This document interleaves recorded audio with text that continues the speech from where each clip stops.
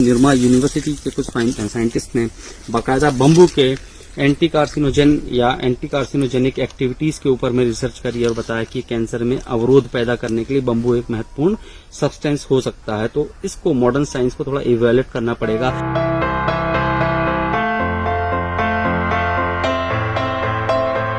इस समय जहां आप मुझे देख रहे हैं ये बम्बू फॉरेस्ट है, चारों तरफ देख सकते हैं घने जंगल हैं, फॉरेस्ट बनाया हुआ है। फॉरेस्ट डिपार्टमेंट की निगरानी में बम्बू का जबरदस्त प्लांटेशन हो चुका है। यहाँ पर काफी ज्यादा ग्रोथ है, बहुत गहराई तक। यहाँ से लगभग मैं 200 मीटर तक अंदर भी जाऊं तो सिर्फ और सिर्फ बम्बू दिखेगा और कुछ नहीं दिखेगा। यहाँ पर हिरण हैं, चीतल हैं और तमाम जानवर हैं। लेकिन मैं आता हूँ ऐसी जगहों पे घूमने के लिए, जानने के लिए, देखने के लिए।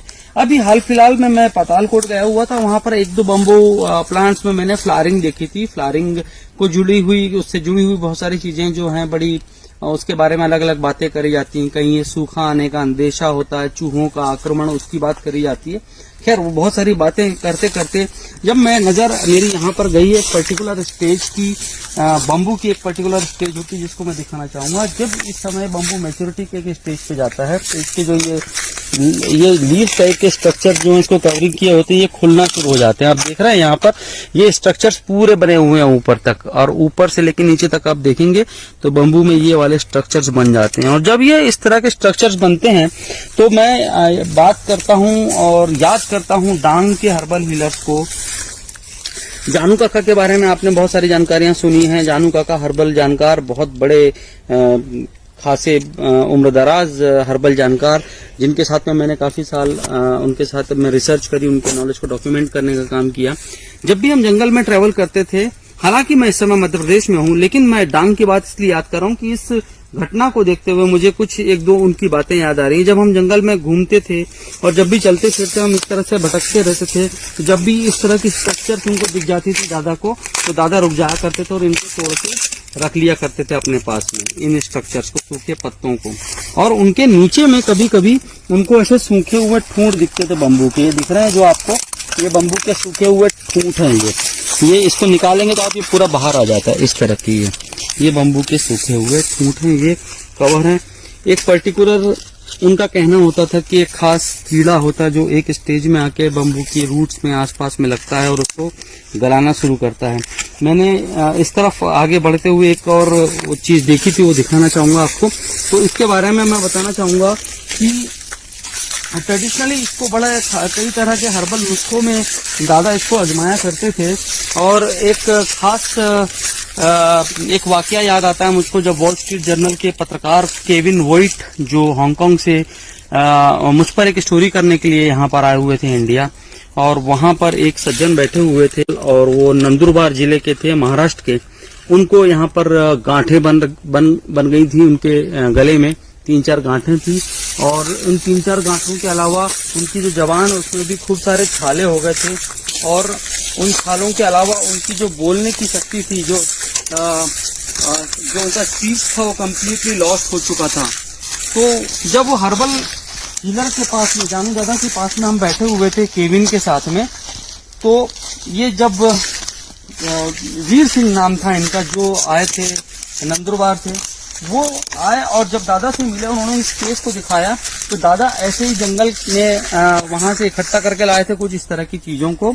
उसमें से एक खास और जो चीज थी, जो ठूंठ मैंने आपको बताया था, सूखा हुआ ठूंठ, इस तरह का स्ट्रक्चर, उसको भी उन्होंने अपनी फार्मेसी में रखा हुआ था। अब मजे की बात, इसका पाउडर बनाया गया और उस पाउडर को पत्तियों के साथ में रैप करके, खासतौर से जो पत्तियां होती हैं कचनार की पत्तियां जिसको बोलते हैं, कचनार की पत्तियों में रैप करके इसे दिया गया और उसको स्मोक करने के लिए कहा गया। मॉडर्न साइंस हालांकि कहता है कि smoking is injurious to health और स्मोकिंग से किसी तरह का कोई ट्रीटमेंट नहीं किया जा सकता। फ्यूम जहां पर भी इन्वॉल्व है वो चीजों को ट्रीटमेंट के लिए उपयोग में नहीं लाया जाना चाहिए।